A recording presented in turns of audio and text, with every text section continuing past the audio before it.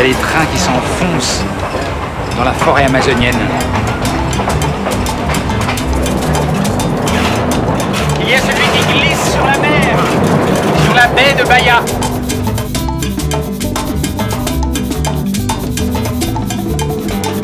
Rien que de venir attendre le train là, tout seul, au milieu de la jungle, j'ai l'impression d'avoir déjà réussi mon voyage.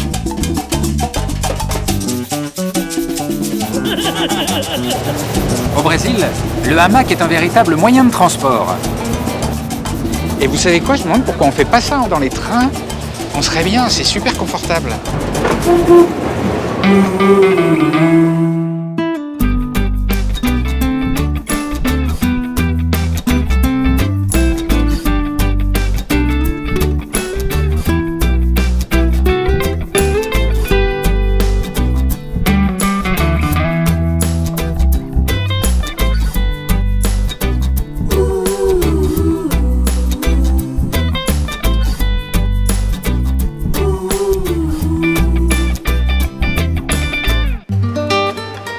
Le Brésil. Je voulais commencer mon voyage dans la baie de Bahia. C'est là que les Portugais ont installé la toute première capitale du Brésil, Salvador.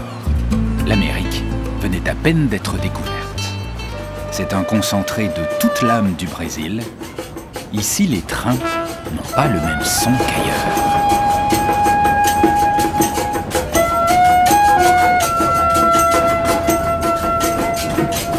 C'est le klaxon du train, et en plus mélodieux à la brésilienne.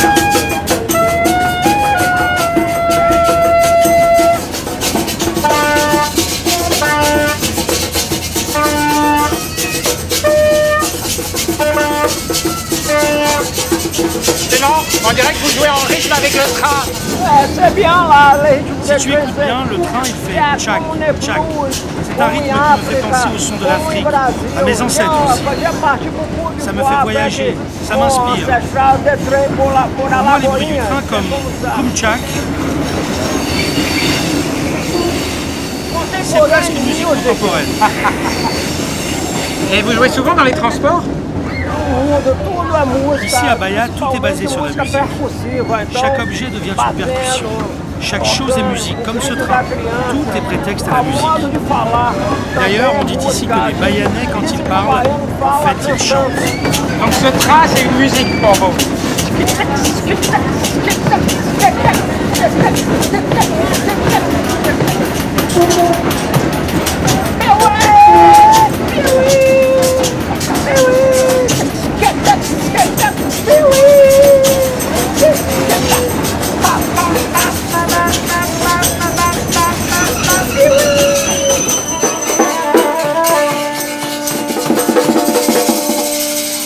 Bravo! Mais alors, vous êtes des amis qui vous retrouvez dans les trains? Vous êtes un groupe? Vous êtes qui? On essaye de jouer tout le temps ensemble. On aime jouer la musique ensemble, que ce soit à la plage, pendant une fête d'anniversaire. On est un groupe d'amis unis par la musique. Elle fait partie de notre vie. Alors ça, c'est pas de la samba du tout, c'est quoi? De la samba? C'est de la samba? Oui, bien sûr. Mais je croyais que c'était plus rapide, moi, la samba. À Bahia, la samba est plus lente, plus romantique. Mais au fur et à mesure que l'ambiance monte, on accélère le rythme. Et donc la samba la plus lente possible, ça ressemble à quoi? La plus romantique, la plus suave possible.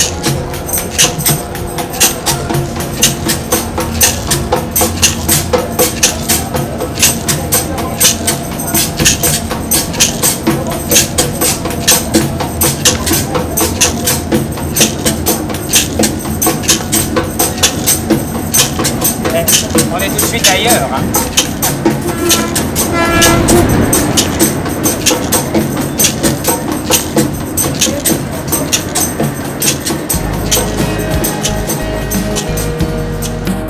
Arriver en train à Salvador, c'est comme un plongeon. Un plongeon dans les vibrations et l'histoire du Brésil. La capitale de l'État de Bahia fut longtemps une ville richissime, grâce au commerce de la canne à sucre, du tabac, de l'or et du diamant. Riche aussi grâce au travail et à la sueur de millions d'esclaves importés d'Afrique par bateau. Certains appellent Salvador la Rome noire. Noire car une grande partie des habitants sont des descendants des esclaves. Rome, parce qu'il y a dans cette ville un nombre impressionnant d'églises. Plus de 365, une par jour de l'année.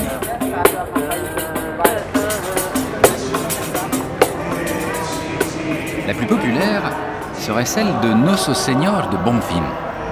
Je décide d'aller jeter un œil et je ne suis pas déçu.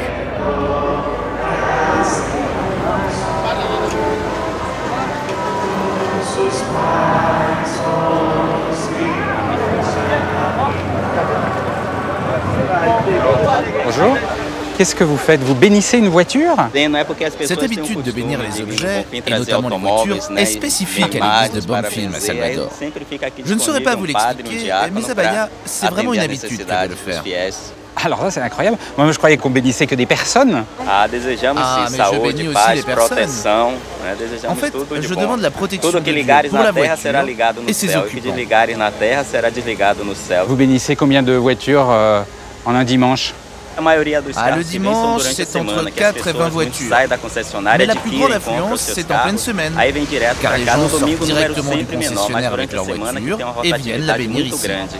Donc chaque jour, il y a au moins un prêtre devant l'église pour bénir les voitures neuves.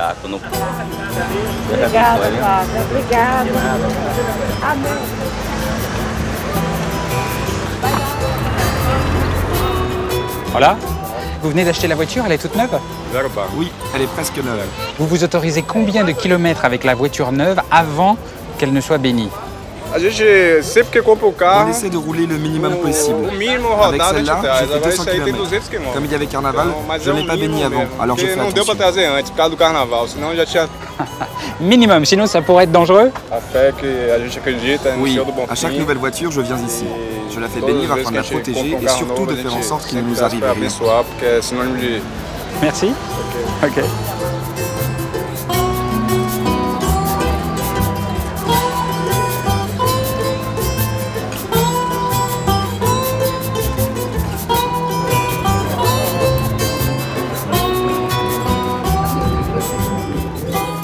Qu'est-ce que c'est que tous ces petits rubans accrochés sur les grilles de l'église?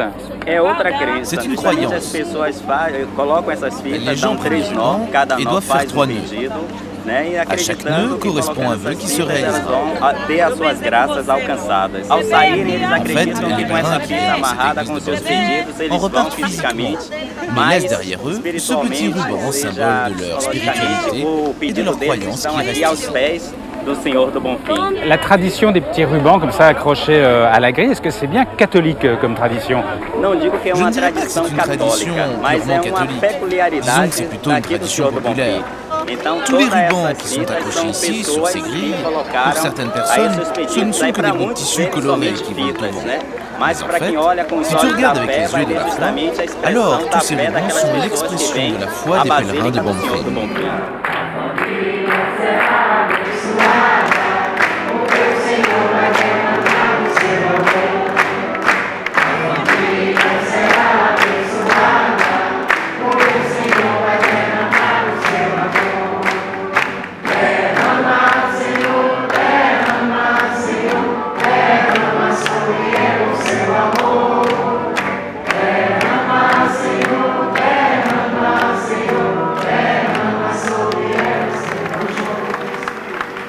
Dans cette église, il y a un endroit que je trouve très touchant, c'est là. C'est juste à côté du chœur. Ce serait la preuve en fait que les vœux sont exaucés ici. C'est la salle des milagres. La salle des miracles, regardez. Regardez ce qu'il y a au plafond. C'est quand même fou. Des dizaines de jambes, de têtes, de bras. En fait, ce sont les croyants qui sont venus remercier le Seigneur de Bonfim, le remercier d'avoir guéri d'un bras, d'une jambe, d'une tête. Et ils accrochent le membre comme ça au plafond. C'est quand même très touchant parce que c'est une tradition qui dure depuis des siècles et puis c'est des gens qui ont été délivrés de quelque chose et je trouve ça assez fort.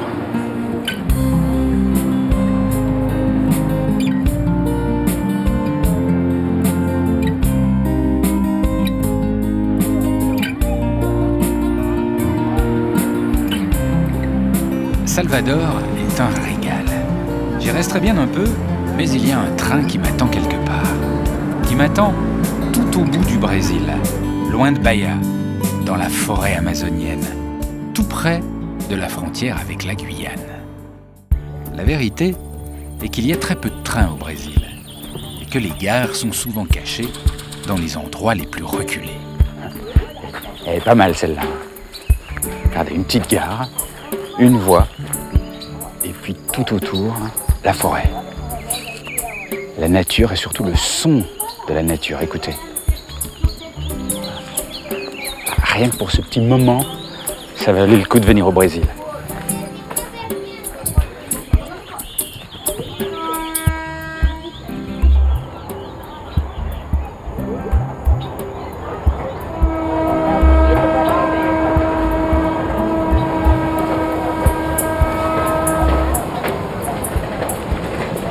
Vous voyez, ici on fait pratique, les trains c'est toujours mi-fret, mi-passager. Un trou. Il y a une espèce de flottement, personne ne sait où monter. Bon, les voyageurs montent dans là-bas. J'ai pas tout compris, mais on ne monte pas en face du quai. Ici? Aqui? Ici? Ah, j'ai compris pourquoi les voyageurs ne montent pas depuis le quai. Là-bas, c'est le wagon des agriculteurs. C'est là-bas qu'ils montent leur sac. Et nous, c'est là.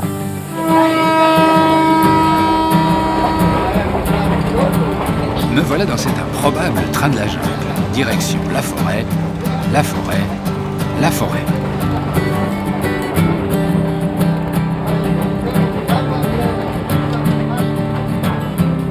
Voilà. Bonjour.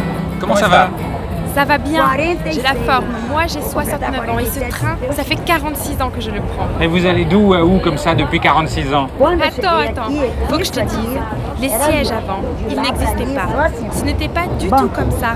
On avait plus d'espace. Il y avait des bancs un peu partout, mais moi, j'aimais bien dormir au milieu, à même le sol. C'était bien plus drôle et confortable. C'était mon wagon à moi, le wagon 5. C'était notre petite perle. Pourquoi vous dites que c'était notre petite perle, ce wagon? Parce que c'était le wagon des pionniers, le wagon des colons, de ceux qui, comme moi, sont venus exploiter cette terre. C'était pas un wagon bon genre, non. Dans ce wagon, on faisait ce que l'on voulait. On mangeait tous ensemble, on s'asseyait par terre. C'était notre wagon, le wagon numéro 5, celui des agriculteurs. Attendez, vous faites partie des premiers qui sont partis défricher la forêt dans cette direction-là pour s'installer comme agriculteurs? J'ai fait plus de 1000 km pour m'installer ici et cultiver cette terre. Avant, il n'y avait que la forêt ici et c'était dangereux. Il y avait des panthères, des pumas. À l'époque, on était seuls. Mais si on voulait s'en sortir, cultiver la terre, c'était le seul moyen. Il fallait affronter la réalité et les difficultés de la jungle. C'était dangereux, mais aujourd'hui, je ne partirai pour rien au monde. Et vous avez été attaqué par des animaux? Vous avez été blessé? Vous avez eu des difficultés? Tu sais, avec mon mari, on a un élevage de canards. Et un jour, une panthère est entrée chez nous pour chasser le canard. Elle était là, à quelques mètres de nous. Heureusement, mon mari a réussi à la tuer en lui tirant dessus. Alors oui, vivre en forêt, c'est dangereux. Et vous préféreriez pas vivre dans une petite ville avec une petite voiture, bien tranquille? Non, moi ça me plaît d'être en forêt. Tu sais, au cœur de la forêt c'est calme, il n'y a pas de bruit. Tu peux tout faire dans la forêt, tu es tranquille. Et puis, il n'y a pas de voleurs dans la forêt. On peut dormir les fenêtres ouvertes, alors qu'en ville, c'est impossible. Moi, au cœur de la forêt, je me sens libre. Et puis, quand tu y as goûté, tu ne peux pas fuir la nature. La nature, elle te retrouve tout le temps. Ça me fait drôle de vous entendre parce que vous me donnez presque envie de vivre dans la forêt. Merci beaucoup.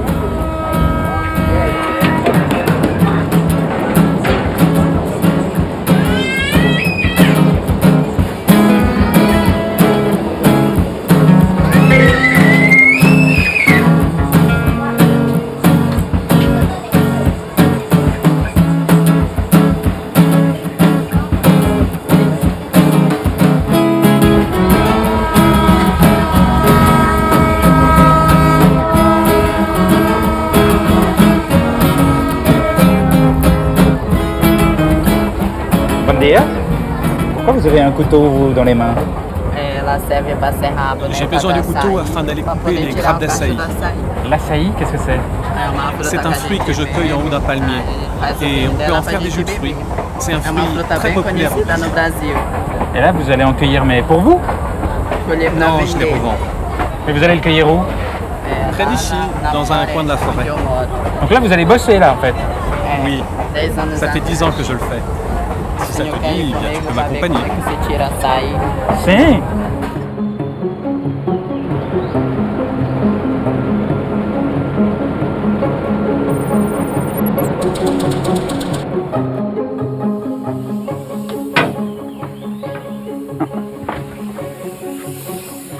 Ça, c'est vraiment la gare de la jungle. Ici, cette gare, on l'appelle la gare du kilomètre 138.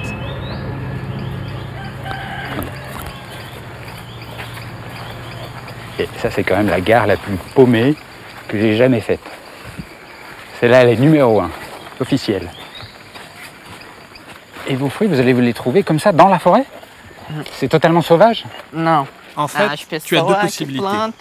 Soit c'est l'homme qui plante l'arbre, soit c'est un oiseau, le toucan, qui après avoir mangé le fruit, sème la graine. Donc là, on va dans la jungle chercher des fruits d'arbres plantés par des toucans, alors? Oui, oui, c'est des fruits sauvages. Partout autour de nous, ce sont des açaïs sauvages plantés grâce aux toucans. Suis-moi, on va les chercher dans la forêt. C'est la première fois que je pénètre dans la forêt amazonienne. Alors, première impression, c'est humide, mais alors humide.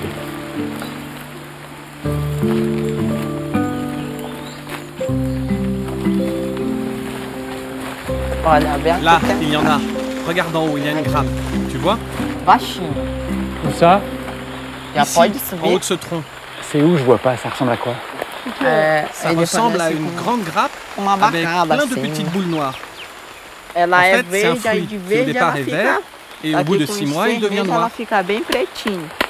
Là, tout en haut? Oui, je vais grimper. C'est pas très haut. Ça fait au moins 15 mètres. Non, seulement 10. Mais il y a des arbres bien plus hauts que ça. Regarde là-bas. Certains palmiers vont même jusqu'à 40 mètres.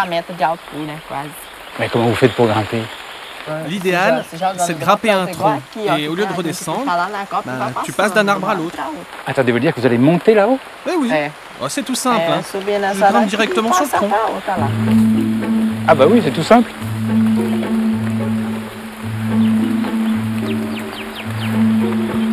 Ah mais là, je suis impressionné. Mais vous allez glisser, c'est tout mouillé. Oh, il change d'arbre. C'est juste incroyable ce qu'il fait. Mais le tronc est ruisselant d'eau, c'est trempé. Moi, je fais pas 15 cm. C'est très dangereux en fait. Ça va? Ça va bien. Mais le tronc est un peu lisse. Qu'est-ce qui se passe? Le tronc est mouillé, ça glisse.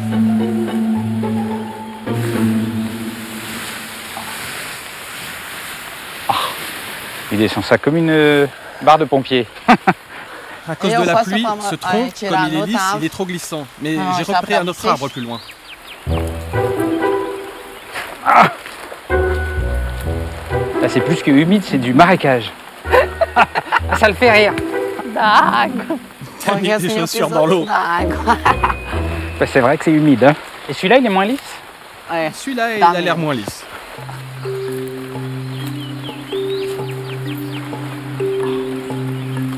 Ça va? Ça monte plus facilement? Oui.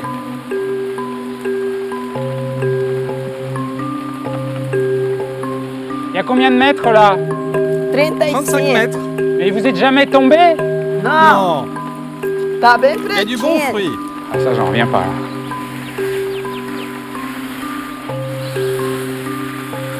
Ah, dis donc, mais là, je suis bluffé. Hein.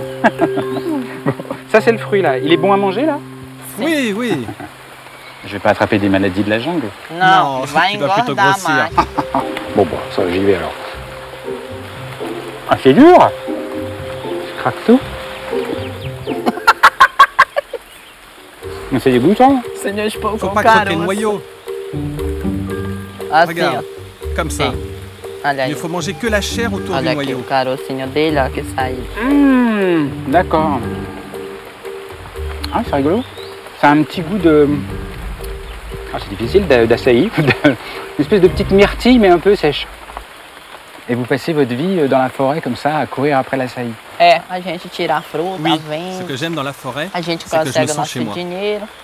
Je suis en communion avec la nature. Grâce à la forêt, j'ai tout ce qu'il me faut pour vivre. Je récolte ses fruits, je chasse. C'est un petit peu comme une mer, en fait, cette forêt. Oui, la forêt, c'est mon élément.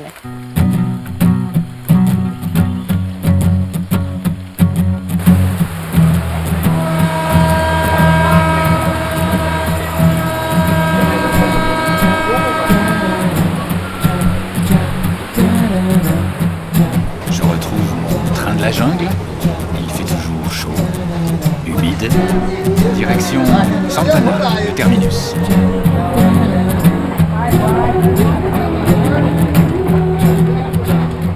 Là, c'est le wagon-restaurant sur 2 sièges, là.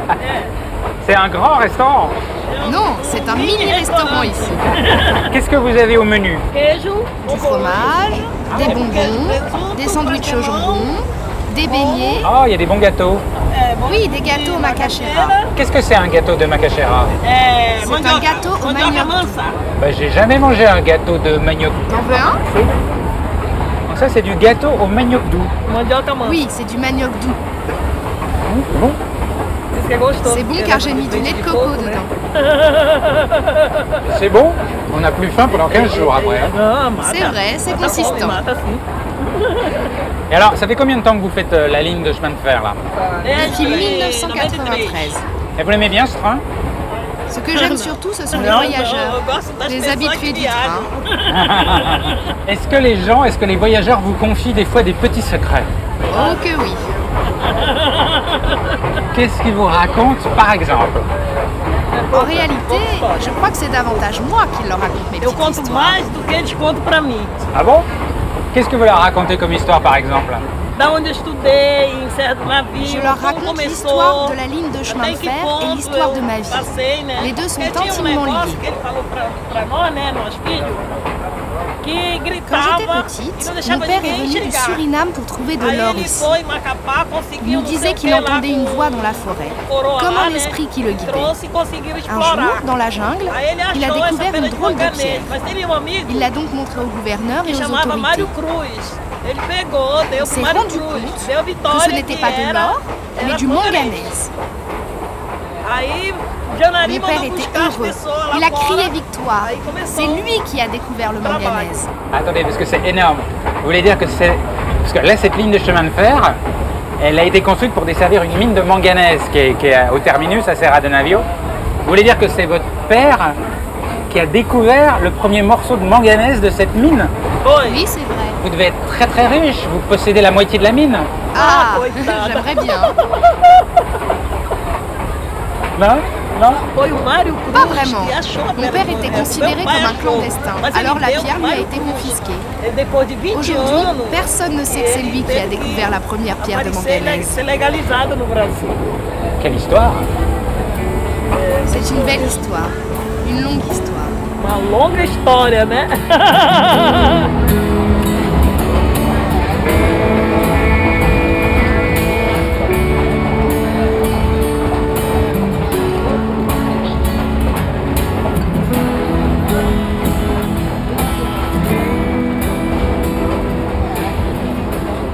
Voilà, c'est le petit moment pour se faire plaisir.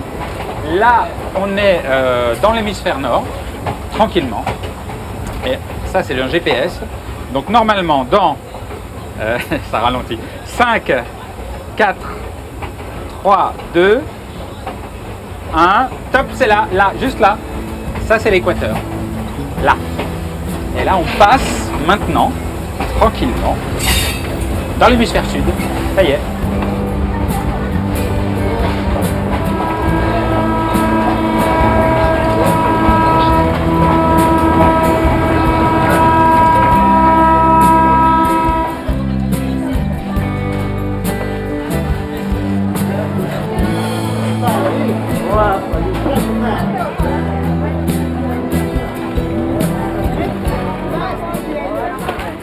Tout le monde récupère ses bagages dans le wagon. En fait, ce qu'il y a de sympa avec ce train, c'est que vous payez le billet pour votre personne, mais vous ne payez pas pour ce que vous transportez. Donc il y a plein d'agriculteurs qui transportent comme ça leurs marchandises et qui vont vendre au marché de Santana, là, qui est juste à côté. Mais si le train s'arrête ici, ce n'est pas seulement parce qu'il y a un marché dans les environs. C'est surtout qu'il ne peut pas aller plus loin. En travers de sa route, il y a un monstre. Le plus long fleuve du monde avec le Nil. Le plus grand fleuve de la planète par son débit. L'Amazone. Pas de pont pour l'enjamber. Terminus du train. Alors là, si vous voulez aller plus loin, évidemment, il va falloir oublier les trains, même si vous êtes accro comme moi, et passer au bateau. Sauf que là, les bateaux, à mon avis, ils ne sont pas comme les autres aussi.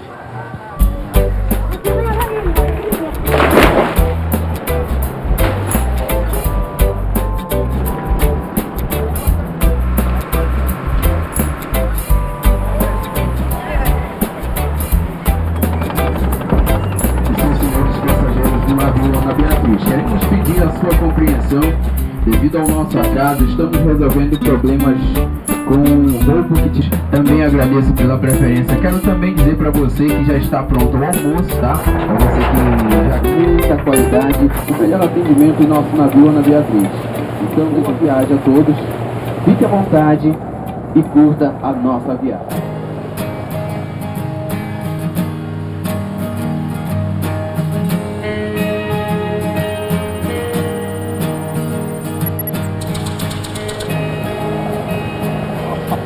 Alors, je savais qu'il fallait amener son hamac, mais je ne pensais pas que c'était le seul moyen de s'asseoir ou de se poser quelque part. Ça, c'est marrant, ça.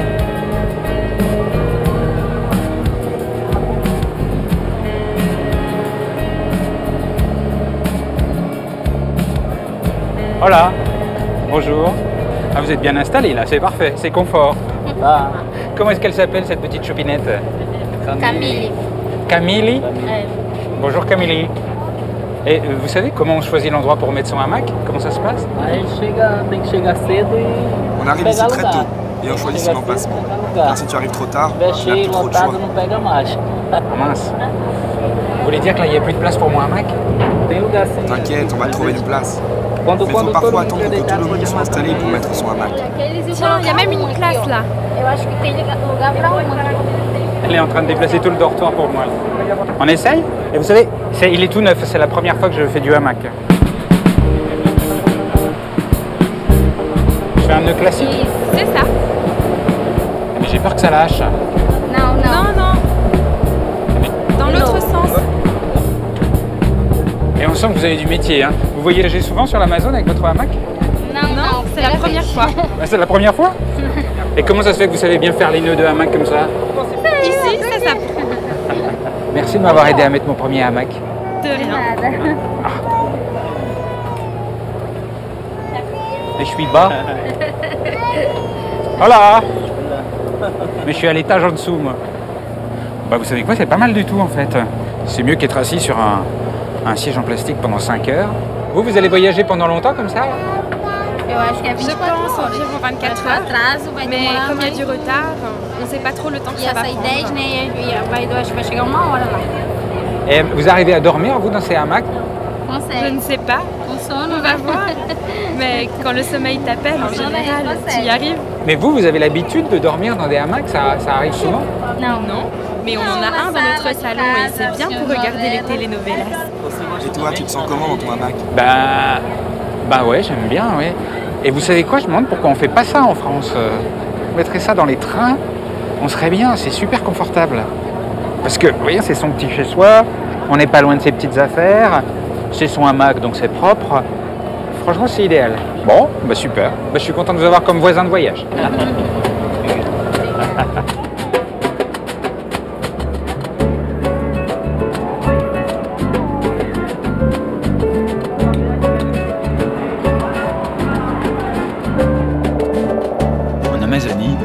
Le bateau reste donc le moyen de transport ordinaire. Pour franchir la plus grande forêt du monde, la route la plus facile, c'est le fleuve ou la rivière. C'est quand même un beau fleuve à l'Amazone. Là, c'est tellement large qu'on dirait que c'est la mer. Il n'y a que la couleur de l'eau qui nous rappelle que c'est le fleuve.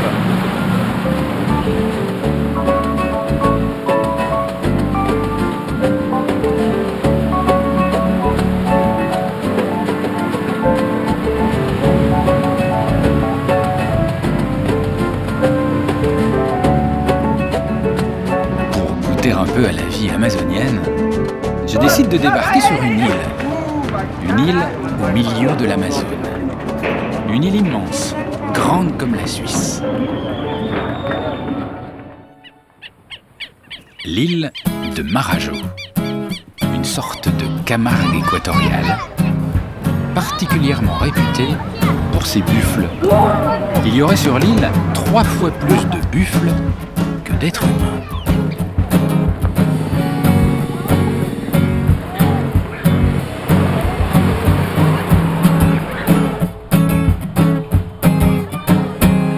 Même la police est sur des buffles ici. Voilà. Vous êtes la police? Oui, de la police. De la police montée à dos de buffle. Mais pourquoi vous montez sur des bœufs? Parce que pour attraper les voleurs, ça doit pas être très pratique. Ah, nous on y arrive, car les buffles courent quand même à 20 km/h. L'avantage du buffle, c'est surtout qu'il est très efficace dans la vie. C'est vrai que le bitume, ce n'est pas trop son élément, mais cet animal est parfait pour patrouiller partout sur l'île de Marajo. Ah bon? Et c'est confortable? Ah oui, très confortable, bien mieux qu'un cheval. Si tu veux essayer monter un de nos buffles, et tu verras par toi-même que c'est confortable. C'est confortable, vous êtes sûr? Fais-moi confiance, on connaît bien, on est de la région. C'est marrant, instinctivement, j'ai plus confiance qu'avec le cheval. Ça a l'air plus paisible. En ville, il est très calme, mais dans son habitat naturel, le buffle peut être féroce. Très féroce même. Ah bon? Féroce? Oui, féroce. C'est vrai qu'on sent qu'il y a du muscle, hein. Ça c'est que du muscle, c'est pas du gras. Ça, il muscle, muscle.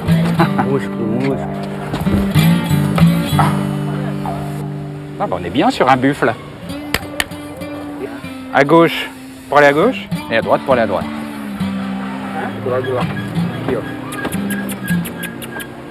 J'ai toujours pas compris comment on arrêtait. Ah, c'est sympa. Mais alors, est-ce que la police à buffle est autant respectée qu'une police à moto ou à cheval? Est-ce que ça casse pas un peu le mythe?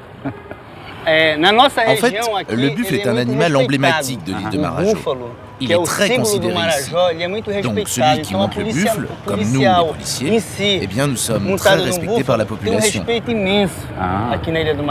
C'est vrai qu'on domine avec lenteur et force. Vous voyez? Ah, il faut que j'aille à gauche. Tire sur la corde. Ah. Voilà. Oh, à gauche. Ah, mais j'ai peur de lui faire mal au nez. Non, ne t'inquiète pas, il est habitué. C'est surtout un moyen de dominer l'animal, car s'il n'a pas l'anneau dans le nez, le buffle devient quasiment sauvage. Et alors tu ne peux pas le monter. Oh. Ah, il s'en va. Oh, à gauche. Et j'ai un peu de mal à me faire respecter quand même. Hein. Pourquoi il ne m'obéit pas? Il faut transmettre au buffle la confiance. Il faut lui faire comprendre que c'est toi qui domines. Là, par exemple, il était en train de se dire que c'est lui qui dominait la situation et pas toi. Bon, bah alors maintenant, je vais prendre les choses en main. Ah, bah je vais te dominer, toi. Hein, tu me fais chier. Hein? Allez, vas-y. La domination du buffle, c'est un peu spécial. Je pense pour l'instant que je n'ai pas le dessus.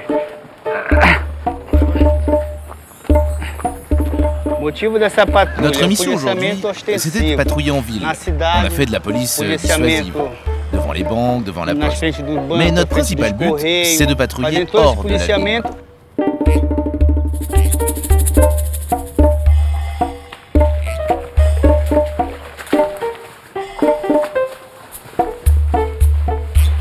C'est magnifique ici. Oui, c'est très beau. Ici, on patrouille à la fois pour préserver l'environnement et on protège les troupeaux des voleurs de bétail. Et comme tu le vois, aucune voiture, aucune moto ne peut venir ici. Alors, patrouiller à dos de buffle est le moyen le plus adapté à cette région. Il y a des voleurs de bétail? Oui, les voleurs de bétail s'attaquent aux troupeaux. Alors notre travail sur l'île de Marajo, c'est de combattre les voleurs. Ici par exemple, il y a une ferme où il y a beaucoup de bêtes, donc ça attire les voleurs. Notre mission principale aujourd'hui, c'est donc d'aller patrouiller.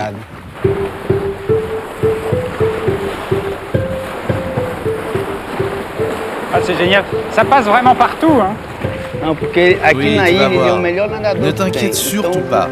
Sois tranquille, tiens-toi à la selle et reste bien assis.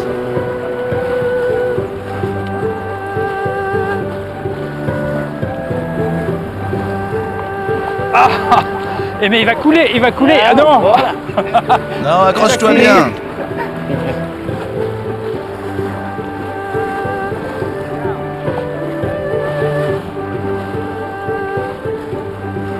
Il peut rester 3 à 4 minutes sous l'eau.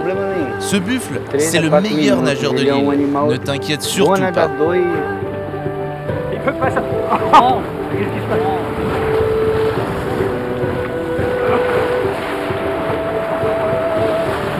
C'est incroyable comme sensation. Voilà. Okay. Ah, c'est dingue. Mais ça doit être vachement difficile pour le buffle d'avancer dans l'eau comme ça. Oui, très difficile, car il faut que le buffle soit très fort pour vaincre à la fois l'eau, les courants et la boue. C'est fabuleux.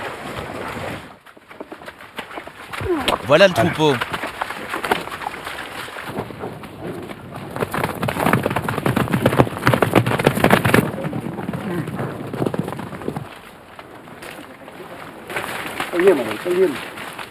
Bonjour. Avez-vous remarqué des vols en ce moment? Non. On vous vole beaucoup de têtes de bétail. Vous avez un chiffre, par exemple, du nombre de têtes de bétail qui ont disparu récemment? Oui. L'année dernière, par exemple, on a 12 bêtes qui ont disparu. Et cette année, on en est déjà à 40. 40 bœufs? Mais c'est énorme. Mais comment ils font pour les prendre? Ils les embarquent dans des camions? Ils les mettent sur des bateaux? Je vois pas bien comment on peut faire pour voler 40 bœufs ici. En fait, les voleurs tuent les buffles sur place et transportent la viande immédiatement, en général de nuit. Ils prennent le bétail et partent. Mais quand la police vient, ça nous aide, car ça dissuade les voleurs. Être sur un buffle pour protéger les autres buffles de l'île de Marajo, pour moi, c'est une très grande fierté. Et je crois que je suis vraiment amoureux de ce travail et puis de ces animaux. Car depuis leur plus jeune âge, on est avec eux, on les dresse et on travaille ensemble. Alors oui, je pense que ces animaux ressentent l'amour que moi et les hommes du bataillon leur apportons. Alors, vous savez que moi, c'est quand même un peu surprenant de voir des policiers qui aiment des bœufs. Ah, tu verras ça seulement sur l'île de Marajo et au sein de notre 8e bataillon. Le buffle, c'est un animal en voie de disparition, mais c'est un animal tellement doux. Tous ceux qui viennent ici, sur l'île de Marajo, tombent forcément amoureux de cet animal.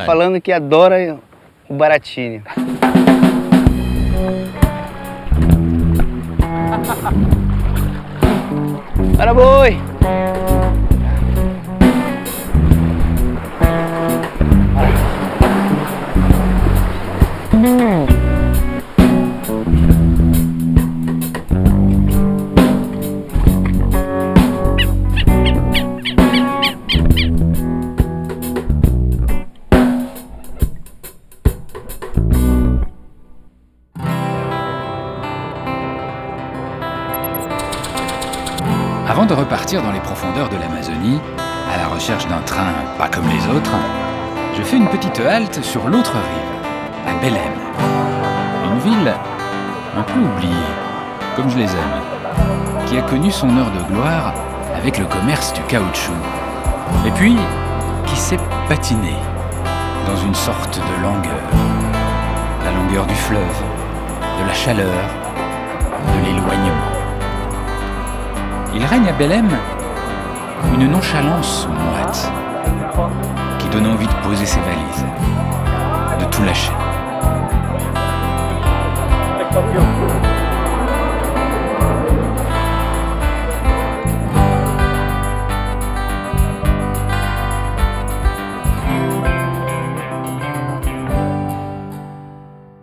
Mais m'arrêter, c'est impossible. J'ai entendu parler d'un train incroyable. Un train qui se cache en pleine forêt, dans une zone où les touristes ne vont pas, à Carajás. La mine de Carajás est un trou gigantesque, en pleine forêt. Tout simplement, la plus grande mine de fer du monde. Et de ce trou béant sortent tous les jours 300 000 tonnes de fer qu'il faut transporter jusqu'à la mer. Et pour la plus grande mine du monde, il fallait un des plus grands trains du monde. Chaque train fait 3 km 300 de long, avec une loco tous les 120 wagons. Ce train titanesque transporte le fer à travers la forêt amazonienne.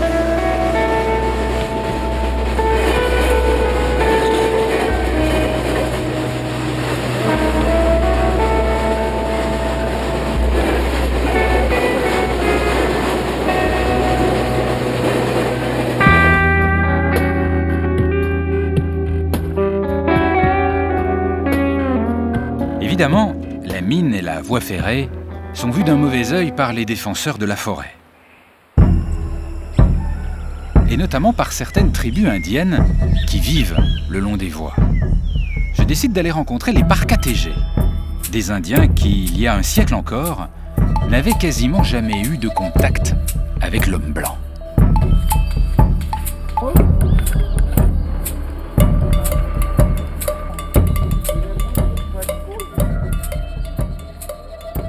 Voilà, bom dia. Bon dia.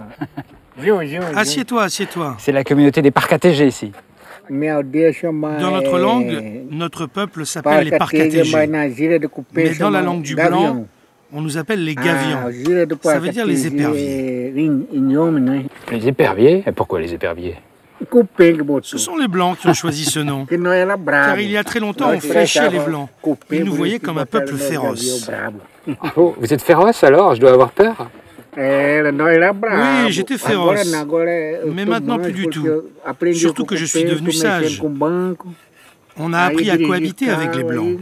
Comme eux, on conduit des voitures, on intègre leur culture. Aujourd'hui, je suis sage. Mais c'est vrai que quand j'étais jeune, je n'aimais pas trop les Blancs. Je leur tirais dessus avec des flèches. Ah bon, vous avez tiré des flèches sur les Blancs? Oui, bien sûr. Ah oui? Oui, les Blancs voulaient notre terre, la terre de nos ancêtres. Ils voulaient nous envahir. Alors nous, on se défendait. Du coup, on tuait les Blancs car on nous tirait dessus, avec des armes à feu. Et vous en avez tué combien? Quelques-uns, disons une dizaine. Vous m'acceptez quand même si je suis un peu blanc? Oui, oui, on est sage maintenant.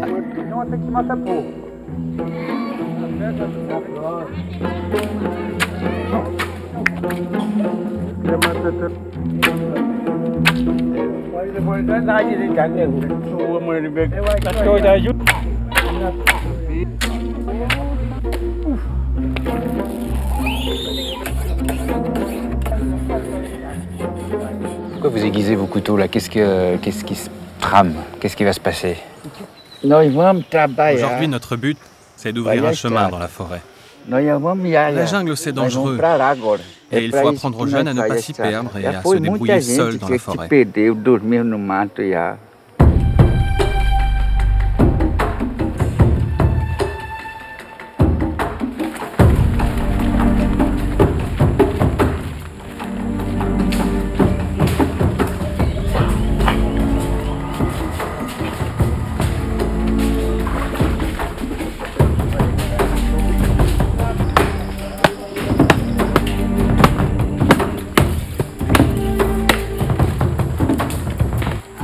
On remonte à la tête du chantier, vous voyez, moins le chemin est large, plus il y a de boulot à faire évidemment, et plus l'âge des travailleurs augmente, et normalement il y a le chef au début du chemin, normalement. C'est lui qui ouvre la voie, c'est lui qui choisit la direction. Donc normalement, on doit trouver le chef par là.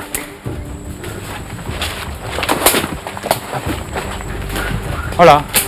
Il est loin le chef? Il est devant, là-bas. Obrigado. Il avance à toute vitesse, le chef. Allez, va le voir.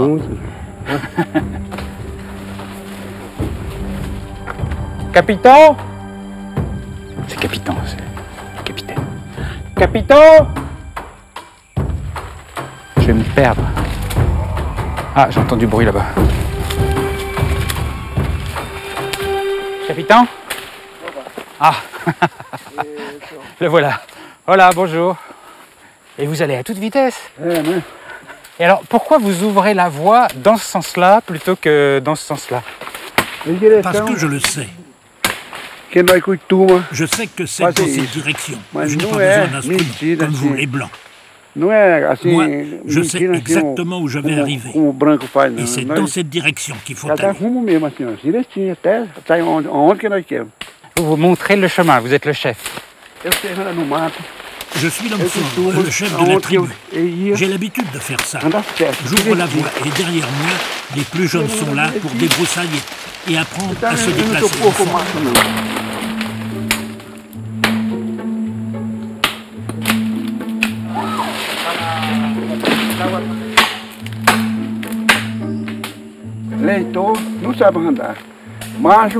C'est comme pour les cochons sauvages de la jungle.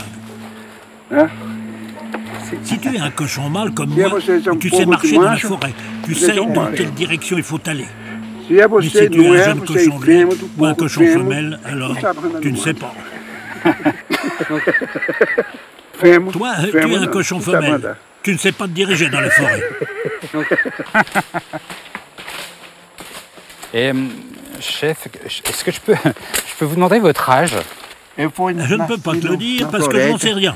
Moi, je suis né dans la forêt et mes parents n'avaient pas de calendrier comme vous, les Blancs. Mais je pense être né en même temps que Maraba. C'est la ville voisine de notre tribu. C'était il y a un peu moins de 90 ans. 90 ans? Mais c'est pas possible. C'est pas possible, vous ne les faites pas du tout. Je suis un vieux chef. Et aujourd'hui, mon but, c'est d'apprendre aux jeunes de ma tribu à se débrouiller seuls dans la forêt et à leur transmettre mon savoir. Et pourquoi vous voulez absolument apprendre aux jeunes à ouvrir un chemin dans une forêt? Parce qu'en 2013, les jeunes, ils ont... Enfin, je sais pas, je parle pour eux, mais ils ont peut-être envie d'aller apprendre un métier en ville, à conduire une voiture, à jouer aux jeux vidéo. Mais ouvrir un chemin dans une forêt, est-ce que c'est vraiment utile en 2013? Ils doivent apprendre à se débrouiller, comme moi, je l'ai appris de mes parents. Ils doivent tout connaître de la forêt amazonienne. C'est notre culture, et il faut la sauvegarder. Car ce ne sont pas les Blancs qui pourront leur apprendre nos valeurs. Je comprends que pour le chef, tout cela est aussi un moyen de garder sa communauté unie, autour de valeurs de partage et de respect de la nature. Au cours du XXe siècle, sa communauté a été décimée. Elle a perdu les 2/3 de ses membres. Regarde, là, on est sur nos terres, la terre des Indiens.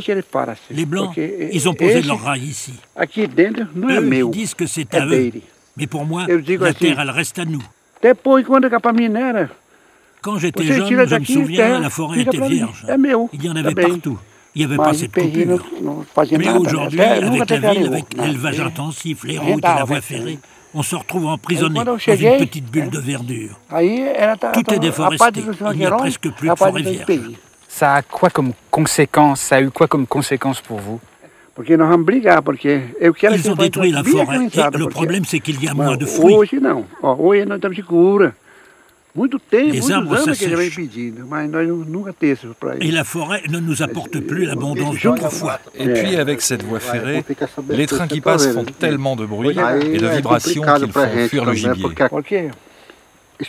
Alors on ne peut plus chasser.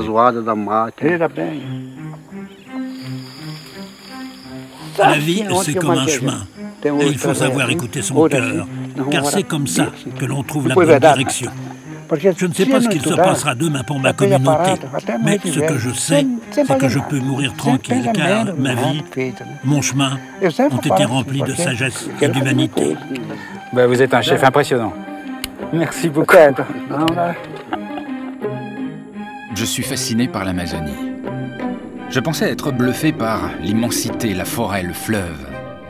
Mais mes souvenirs les plus forts, ce sont les habitants. J'ai tout simplement de l'admiration pour eux. Leurs conditions de vie me paraissent toutes extrêmes. La nature implacable, l'éloignement immense, les difficultés pour se déplacer, le climat, et parfois même la lutte acharnée pour leurs droits.